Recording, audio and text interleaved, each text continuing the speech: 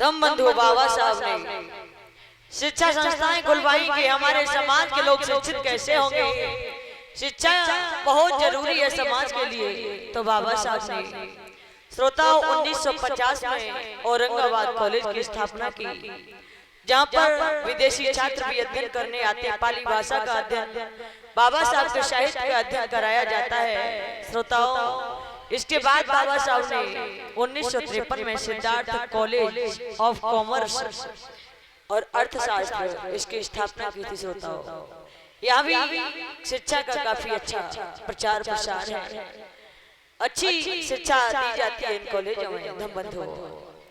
और भी बाबा साहब ने काफी शिक्षा संस्थाएं खुलवाई अपने समाज की पढ़ाई के हेतु। बाबा साहब ने एक सभा की जिसमें लोगों को समझाया कि सबसे पहली बात यह है कि जब तक हमारे समाज की नारियां शिक्षित नहीं होंगी तब तक हमारे समाज का सुधार नहीं हो पाएगा।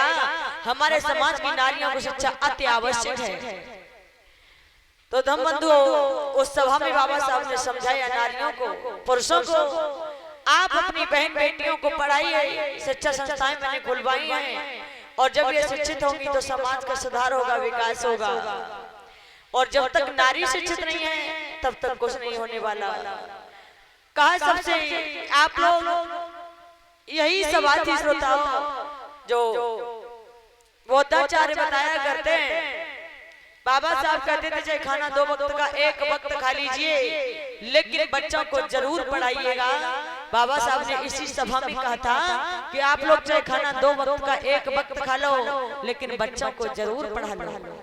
धम्म बंधु इसके बाद में इधर ऐसा ही नहीं और अन्य जितने नेता थे बाबा साहब श्रम मंत्री भी बने थे। और इसके बाद जितने भी नेता थे वो सब देश को आजाद कराने में लगे थे कि अंग्रेज देश को छोड़कर कैसे जाएंगे, इसमें लगे थे। और बाबा साहब हमारी और तुम्हारी आजादी में लगे थे कि हमारे समाज को आजादी कैसे मिल पाएगी। श्रोताओं अंग्रेजों ने कहा कि हम आपका भारत तब छोड़ेंगे, पहले आप हमें ये बताइए अगर हम आपका देश छोड़कर चले जाएं, देश चलाओगे तो चलाओगे कैसे। तो उन्होंने कहा था कि हमें लिखित संविधान चाहिए। अब ये सभी नेता चक्कर में पड़ गए, लिखित संविधान कौन बनाएगा। काफी विचार किया और बाबा साहब से पहले नहीं कहा गया संविधान बनाने के लिए। इधर उधर कहा तो लोगों ने कहा कि आप ऐसी बेवकूफों जैसी बातें करते हो, तुम्हारे देश में इतने महान पढ़े लिखे विद्वान भीमराव अंबेडकर हैं, आप उनसे इतना सराहनीय अच्छा कार्य करा क्यों नहीं लेते। तो बाबा साहब से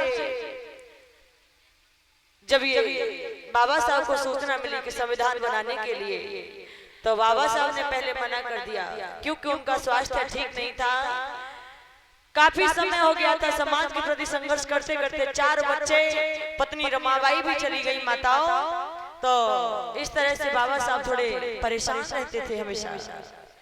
उन्होंने मना कर दिया लेकिन बाद में विचार आया कि हमें बहुत अच्छा मौका मिल रहा है, संविधान हमने बनाया तो अपने समाज को समानता के अधिकार लिख देंगे। श्रोताओं तो बाबा साहब ने ये बात स्वीकार की सज्जनों, और ऐसा ही नहीं बाबा साहब ये बात स्वीकार करते हैं। इधर जो राष्ट्रीय ध्वज था तिरंगा, इसमें जो अशोक चक्र स्वीकृत करवाया था वो बाबा साहब ने करवाया था। गांधी जी की ये इच्छा थी कि इस तिरंगा में हमारा चरखा जो है वो रखा जाए, लेकिन बाबा साहब ने अशोक चक्र स्वीकृत कराया।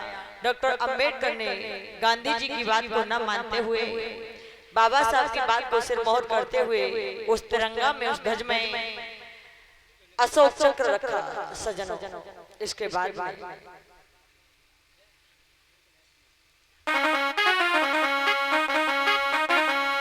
इधर हमारा ये भारत देश 1947 में आजाद होने को था। आइए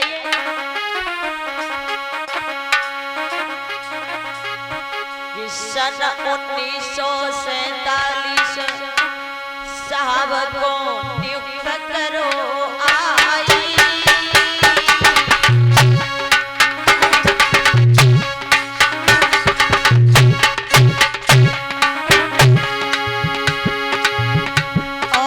संविधान सभा के अध्यक्ष बाबा साहब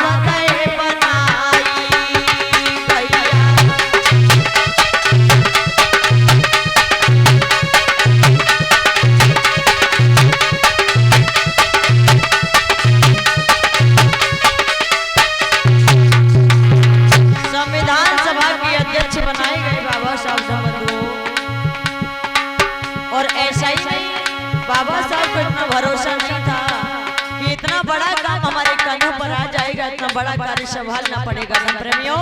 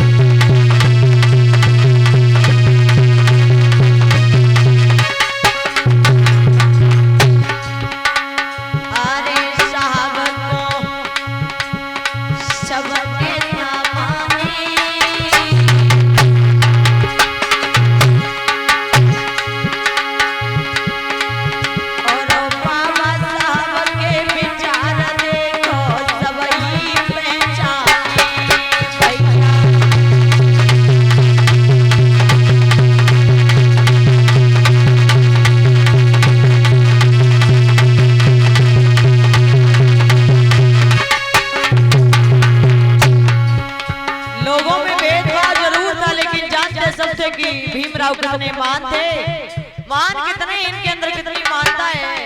तो सब नेताओं ने विचार किया कि इनसे कोई अच्छा कार्य करा लिया जाए जिसे हमारा भारत वर्ष हमेशा याद करता रहे।